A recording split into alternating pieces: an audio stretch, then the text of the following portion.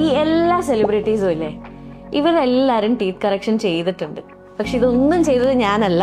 പക്ഷെ നിങ്ങൾ എൻ്റെ അടുത്തേക്ക് വന്നാൽ എനിക്ക് നിങ്ങളെ ഹെൽപ്പ് ചെയ്യാൻ പറ്റും. സോ നമ്മൾ മെയിൻലി ടീത്ത് കറക്റ്റ് ചെയ്യുന്നത് 3 കാറ്റഗറി അല്ലെങ്കിൽ 3 ഗ്രൂപ്പായിട്ട് നമുക്ക് ഡിവൈഡ് ചെയ്യാം. Group 1, group 2, group 3. മെയിൻ ആയിട്ട് ഇവിടെ നിങ്ങൾക്ക് പ്രശ്നം വരുന്നത് എനിക്ക് സമയമില്ല ഡോക്ടറെ, സമയമല്ലേ മെയിൻ ഇഷ്യൂ. അപ്പൊ അതിന്റെ ബേസിസിൽ ഡിവൈഡ് ചെയ്യാം. നമുക്ക് ആദ്യം ഗ്രൂപ്പ് 1.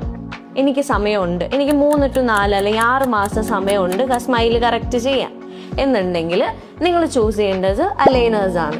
അതല്ല ഗ്രൂപ്പ് 2, എനിക്കൊരു 4-5 ഡേയ്സ് ഉള്ളൂ അല്ലെങ്കിൽ 2 to 3 ഡേയ്സ് ഉണ്ടെന്നുണ്ടെങ്കിൽ ഈവൻ ഒരു സ്പേസ് കറക്ഷൻ പോലും നമുക്ക് ഡെന്റൽ വെനീഴ്സ് വെച്ച് കറക്റ്റ് ചെയ്യാം.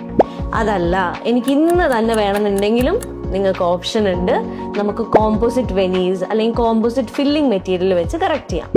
ഇനി ഇവരിലുള്ള പ്രശ്നങ്ങൾ, അലൈൻമെന്റ് എന്ന് പറയുമ്പോൾ അലൈനേഴ്സ് എളുപ്പ വഴിയാണ്, നിങ്ങൾ ഒട്ടും വറി ചെയ്യേണ്ട. ജസ്റ്റ് ദാറ്റ് ഇൽ ടേക്ക് സം ടൈം.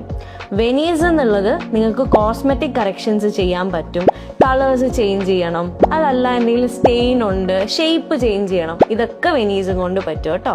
കോമ്പോസിറ്റ് നമ്മൾ ചെയ്യാണ്, ഫില്ലിംഗ് ചെയ്യാന്നുണ്ടെങ്കിൽ പെട്ടെന്ന് കിട്ടും. പക്ഷെ ഒരു ചെറിയ പ്രശ്നമുണ്ട്, കുറച്ചു കാലം കഴിയുമ്പോൾ നമ്മൾ കഴിക്കുന്ന ഇന്ത്യൻ ഫുഡിൽ മഞ്ഞളൊക്കെ കൂടുതലുള്ളതുകൊണ്ട് അത് സ്റ്റെയിൻ ചെയ്യും.